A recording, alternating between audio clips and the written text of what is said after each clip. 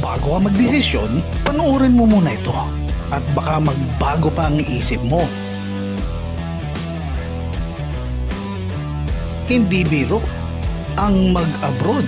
Tinatayang nasa 10 milyong mahigit ang kabuuang bilang ng mga Pilipino ang nagtatrabaho abroad.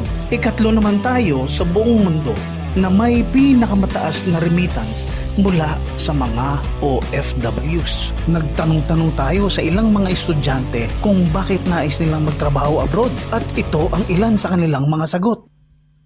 Walang mahanap na trabaho dito. Gusto kong kumita ng mas malaki. Hindi kayang bumuhay ng pamilya ang sweldo dito. Gusto kong subukan ang karir sa ibang bansa habang bata pa. Gusto kong pag-aralin ang aking mga kapatid. Gusto kong ipagamot ang nanay o tatay ko. Nangangarap ako na mamuhay sa ibang bansa. Gusto kong makaipon para mabili ko ang lupang sinasaka ni tatay. Sa pag-abroad, merong mga risks at mga challenges. Maraming challenge ang haharapin mo sa pag-abroad. Tulad na lang ng pagkakaiba ng kultura at lingwahe, ibang tradisyon, relihiyon, pagkakaiba sa pananamit. Mayroong lugar na sobrang init, meron din naman sobrang lamig. At huwag ka nang maghahanap ng only rice. Siguradong wala niyan sa lugar na iyong pupuntahan. May video ka ba? Baka wala din.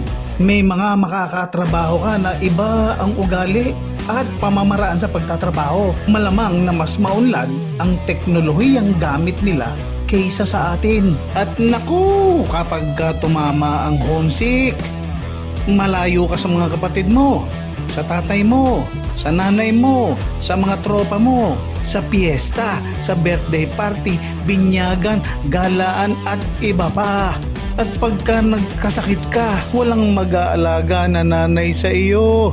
Magpupunas ng malamig na tubig kapag mataas ang lagnat mo. Magdadala ng pagkain sa kwarto mo. Maghihimas ng masakit mong katawan. Pagka may krisis sa pamilya, asahan mong magiging dependent ang pamilya mo sa perang pinapadala mo. Huwag naman sana na habang nagpapakahirap ka sa pagtatrabaho abroad, iba naman ang tinatrabaho ng asawa mo or girlfriend mo. Naku po, tatang! Pumunta naman tayo sa mga risks. Alam mo bang talamak ang illegal recruitment sa atin? Ayon sa Statista Research Department, noong February 2, 2022, mayroong 1,800 na kaso ng illegal recruitment ang na-record mula January at October ng 2021. Mas mataas ito kesa sa nakaraang taon at patuloy pang tumataas. Ang apat na common targets ng mga recruiter ay mga family providers, mga nag-aambisyon na lumabas ng bansa, at mga estudyante na bagong graduate na katulad mo. Ilan sa mga modus operandi ng mga illegal recruiter na ito ay ang internet scam o blind ads, direct hiring, tourist worker scheme, backdoor point scheme, student worker scheme, at visa assistant or consultancy scheme.